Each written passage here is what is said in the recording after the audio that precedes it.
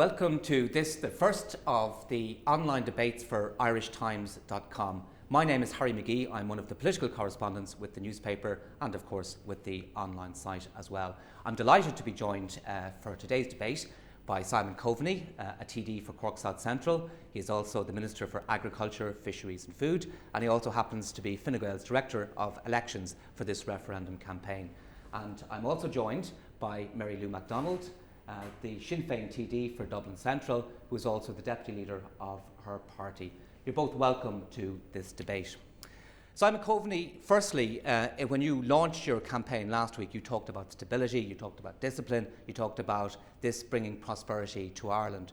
But subterraneously, or beneath the surface, there have been accusations that Fine Gael and the government has been indulging in scare tactics. A lot of people have directed their attention to Michael Noonan and what he has said about a harder budget this December, about him saying about the referendum being a debate about being in the euro or out of the euro. Are you scaring the electorate?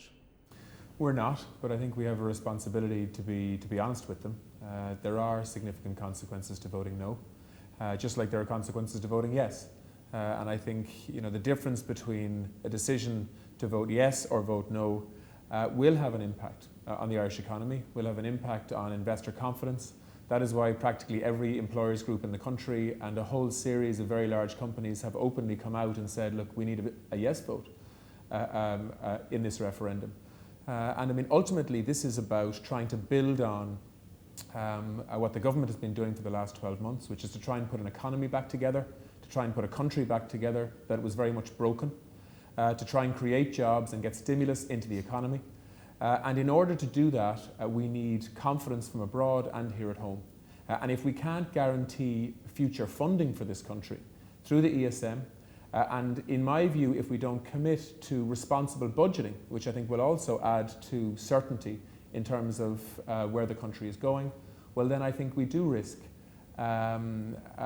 making it more difficult for ourselves to create growth and jobs again in Ireland. Okay. And Michael Noonan simply gave an honest answer to a straight question. Will it be more difficult to put a budget together if people vote no? And the straight answer to that is yes, because our budgets are based on anticipated growth. And if we make it more difficult to create growth and create jobs in Ireland, well then of course it is more difficult to put a budget together to meet the targets we have to meet under our current programme between now and 2050. Saying that it's not going to make any difference to the bailout, that if we pass this treaty it won't make any difference to the bailout that we're currently operating. Yeah. By saying that, Michael Noonan is saying that it actually will. No, but the conditions of the current bailout are about meeting deficit targets. And part of meeting those deficit targets are growth figures that are factored in as part of that. Like, the way Ireland will solve this problem is by growth, not more and more austerity and more cutbacks. We probably agree on that one issue, right? And so we are endeavouring to get growth back into this economy. That is going to take time, but the most important element of that in terms of private sector investment in this country is confidence in the future direction of this country, as opposed to creating the kind of uncertainty that will definitely come from a no vote in terms of future funding of Ireland. Okay, Mary Lou McDonald, that question could equally be put to you, that this is a debate in which the no side have also been indulging in some scaremongering. You've described it as an austerity clause. The yes side said there's no justification for that. You've also put a figure of 6 billion on the austerity that you claim will come after this bailout programme has come to an end. Are you scaremongering as well? No. So let's set the scaremongering aside and deal with some facts. First of all, I think people need to understand that irrespective of which way we vote on the 31st of May, we are members of the European Union. Our membership of the European Union is not in question. Irrespective of how we vote on the 31st of May, we are members of the Eurozone. The euro is the money in our pockets. Let's just be very clear about those things. We also have to say, as a matter of fact, that the government has consistently been forced to revise downwards its targets around growth. The IMF has equally done so, as have other international bodies. And the reason for that is because a strategy has been pursued, a very misguided strategy, that is about getting the economy back to equilibrium and back to growth through a strategy of cutbacks and austerity. And it is patently failing. If we go back to 2008, we had an exchequer deficit of 12 billion. You fast forward through 6 austerity budgets, 24 billion in cuts, huge hardship for people, tax rises, we know all of the story there. And you ask yourself then, when you come to 2011, how are we doing in terms of balancing our books? What you find, in fact, that the exchequer deficit doubled in that time and ballooned to 24 billion. But they explained that to us a couple of years ago. They said it would be like a mountain peak, that there would be an increase, and then it would reach a peak, and then it would come down. And the government has argued, we've now reached the top of that peak, and from now on things will improve. I think, no, let me just go further. Well, I would strongly reject that. I think that the strategy, and the interesting thing is that people, not just in this country but beyond, have finally caught on to the fact that austerity is failing. It's failing as a policy direction. And maybe there's a point at which now politics and politicians need to actually catch up with the citizens. The Minister is right when he says that with the Troika, certain targets have been agreed. You're absolutely correct. The target that's envisaged is to reach a 3% budget deficit. That's the stated thing. 0.5%. Yeah. We know that. So where are you getting your figure of €6 billion? So, if we look at now, bear in mind this treaty introduces a new measurement, if you like, in respect of what's called a structural deficit. All of the experts tell us that it's problematic to measure precisely. But what we do know from the government's figures is that come 2015, there will be a structural deficit of 3.5%. And we will be required to throttle that back to 0.5%. Now, what does all of that, what do all of those figures mean? Let me finish this point, But that's not factually true. Well, let me finish the point, then you can come back. Sorry. It is factually true. So what does that mean? In practical terms, for the average citizen, it means that having gone through all of the austerity and hardship of the Troika programme, you come to 2015 and the goalposts are shifted again. And they're shifted again decisively in the direction of more cutbacks and more austerity. Where's the 6 billion figure coming from? And the 6 billion is a calculation of what it will be required, and actually it's in the government's own spring forecast, this figure, to get you from the 3.5 to the 0.5. Okay, that's where that figure is derived from. Well, look, there's a number of things. First of all, people who are asking people to vote no as a vote against austerity are somehow pretending that if Irish people vote no, all of a sudden everything changes in Ireland. Whether we like it or not, we are committed, and the funding that we get to fund the state is conditional on our commitments to meet certain targets that are being laid out for us between now and 2015. That funding will come to an end at the end of next year. In 2014, Ireland will have a borrowing target of about 19 billion euros, and in 2015, a borrowing target of about 17 billion euros.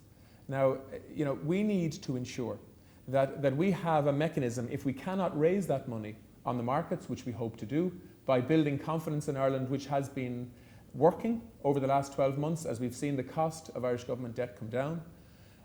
We need to know that there is a backstop if we actually can't raise that money, and that is what the ESM is about. On the issue of structural deficit versus actual deficit, I think Mary Lou is actually mixing the two things up. The whole purpose of having a structural or underlying deficit. No, but this is important, right? Because actually the Irish government want to have a structural deficit target, because the whole idea behind a structural deficit is to require countries to save when in good times, to actually spend money as stimulus in bad times. And a structural deficit takes account of exceptional or extraordinary conditions in an economy, like, for example, extraordinary bank debt, like, for example, promissory notes, like, for example, inappropriate pension structures that aren't affordable. And it allows us to make a deficit calculation based on a normal economy. And we can actually define that structural deficit in a way that suits the Irish economy. The Commission has already signalled this, as long as we actually put a definition of a structural deficit that suits the Irish economy and gets agreement with the Commission on that. So the structural deficit thing is actually a good thing. People should be welcoming it as a way of actually tailoring a solution for Irish problems. And people should recognise that. It's not the same as a normal deficit. Whatever, but I'm conscious of not losing people in technical discussions around structural deficits. You welcome it, and that's fair enough. It's cyclical and all the rest of it. That's okay, be that as it may. Even those economists who argue in favour of this treaty have identified the kind of irrational and arbitrary target of 0.5%. They ask, well, why 0.5%? Why not 1%, 2%? And they ask a more even fundamental question. Even if you believe that that's the right approach, and that's your approach, Simon, and Fine Gael's approach, and that's okay. That's where you're coming from. It's about responsible budgeting. Why on earth would you insist on giving constitutional protection, which is why we're having the referendum, to a set of economic rules and regulations? And why would you furthermore ask the Irish people to hand over the prerogative in terms of policing those rules and regulations, fining in respect of those rules and regulations to the European Commission and the European Court of Justice? And let me finish by saying this. Well, you've asked 3 questions now, so let me answer. You have. Let them come back. First of all, it is a perfectly reasonable thing to do for countries in the Eurozone to want to try and agree a common set of rules and standards around budgeting. Because if one country's economy collapses within the European Union, it affects everybody else. We've seen that in Greece, in Portugal, in Ireland, in terms of contagion. Weren't those rules already agreed in the Yes, six-pack? they were. But they weren't. Why the need to put it into law? Because countries haven't been following up on their commitments. It was back in 1997, during the Growth and Stability Pact, that actually most of the commitments that we're now being asked to actually sign up to in this treaty were agreed. There were more measures confirmed 14 months ago in the six-pack. But history will tell us that large countries that have big political power and economic power in the European Union ignore the commitments that they made. And so what's different about this treaty is that we're putting it into Irish law, just like Germany are putting it into German law. And we police it. No. The other point on this is we police ourselves on this. This is about, we are setting up an independent fiscal council in Ireland. We've already set it up. They will be the people setting the targets and actually holding the government to account if we don't meet those. And if we don't meet those targets, yes, there are consequences with the Commission. You say that it is reasonable to introduce those rules. Opponents will say it is not reasonable to add in what they describe as a blackmail clause. Adding the ESM and the availability of ESM funds to it, that you are putting a gun to people's head and saying, vote yes or else you won't get any funds. We're not putting a gun to anybody's head. Right? That is not what we're about. What we're saying is there are 2 things that are happening with this treaty. First of all, we are signing up with another 24 countries to responsible budgeting into the future, to ensure that we don't have the kind of collapses that we've seen in European economies in the last 4 years. That is a good thing. Secondly, we are saying to countries that sign up to that discipline, if you have a fragile economy now or at some stage in the future, if you can't raise money in the markets, well then we will provide a fund for you to access money at cost or low interest rates. Because it is perfectly reasonable. If countries are going to contribute to a fund that becomes a rescue fund for other countries, that the countries that actually borrow money from that fund have to apply a certain set of rules to ensure that they're spending that money responsibly. You can't ask a country like Ireland or Germany or Spain or anybody else to contribute to a fund if you don't know that countries that access that fund won't spend that money responsibly. It's like lending money to a homeowner. You need to know that they're going to spend that money properly in a responsible way. And so the 2 things are linked, but they're both, from an Irish perspective, both very positive things. Responsible budgeting, which we have not seen in the past. We will ensure that any future government isn't going to be reckless with the people's money, and that's a good thing to sign up to. That's a reasonable thing that Simon's saying. That's a reasonable thing for him to say that there's a quid pro quo. If we show more discipline, the reward for it is that we get access to ESM funds, and you just can't have access to ESM funds without imposing some kind of discipline. Well, bear in mind, first of all, the ESM, when it's set up, it's not yet established, will not be some kind of a charity fund. Bear in mind, should we ever have to avail of those funds, there will be strict conditionality attached to it. And bear in mind, if we go along with the Fine Gael argument and pass this treaty on the 31st of May, it'll be in a context in which not the Fiscal Council or the man in the moon, but the European Commission and the European Court of Justice will have very sweeping powers in terms of keeping us in check. I think it's important to say that there's nobody, I'm certainly not making an argument for irresponsible public spending. In these times, we know we need to be prudent and disciplined. But hold on, yeah. let me finish out. Where are you proposing? Is this? I think there needs to be some. euros over 2 years. So, it's a kind of a self-defeating thing to say we want to make sure that states are on the straight and narrow by imposing these arbitrary and very strict rules, which of themselves force further contraction, and in the case of this jurisdiction, this state, keep the domestic economy on the floor and the unemployment lines long and the revenues need for our welfare spent high. That none of that makes any sense. Sorry, that's the picture you paint, Mary Lou, but that is not. Well, that's sorry, not the Simon. reality. If you care to stray out from these rarefied surroundings and go and actually talk to citizens on the street, that's the reality of where things are at for people. People say, Mary Lou, that your response doesn't bear any relation to reality, that if you look through the paper, you're talking about investment, you're talking about debt forgiveness, you're talking about debt reduction, you're talking about a whole-scale investment programme throughout Europe. That requires money. We don't have the money to do that at the moment. And the big question that's come in on tweets from people in relation to Sinn Féin's response is where are you going to get money in the event of a no vote? Okay, so let's take that in two parts. The first part is around the issue of emergency funding. Now, bear in mind the government tells us that we won't need a second bailout, but let's imagine that we need one.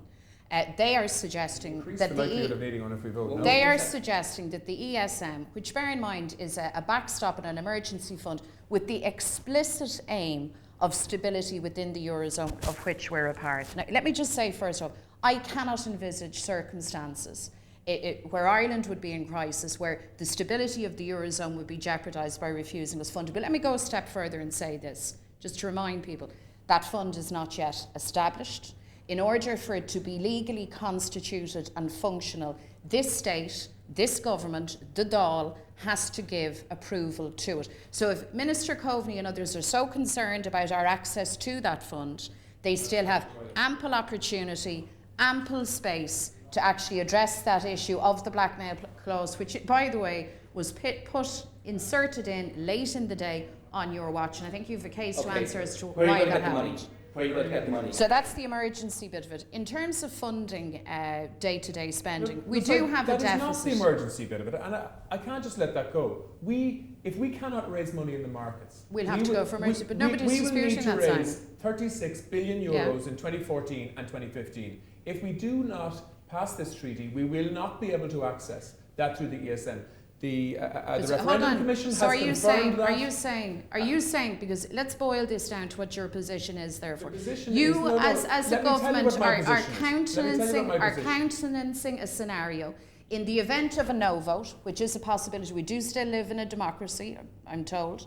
In the event of a no vote, that your government will persist and put through legislation in respect of the changes required for this ESM that would rule Ireland out of it. Are you telling us that you would proceed in that manner? First of all, I find that even by the standards of your government fairly astonishing. Let me answer the question. Can I speak now? First of all, you're wrong in terms of the setting up of the ESM. The ESM can be set up as long as 90% of the initial fund can be put in place. Ireland is making a contribution of 1.57% of that fund. So we can't stop the setting up of it even if we want to. That is a fact, right? And sorry, sorry. Harry's own article in the Irish Times from the other day, covering the Kevin Feeney, who is the head of the Referendum Commission on this, has confirmed that. That's not me saying it. It's a fact. Okay. So you spin a lot of things, but don't spin this one. The second issue is, and much more importantly than that, the second issue is, why would we possibly want to veto an ESM? When Ireland is being ruled out and can't access it, that would be one good European reason. countries have come You're together. asking people to take a punt on that regard. European countries have come together and they have put in place a permanent rescue fund in place, which is going to be up to 700 billion euros. And it's there for fragile economies. No, I know why it's there. Yes, people know why it's there. And you're asking people to opt out of that. You're asking people to opt out of that. I'm making a simple statement of fact.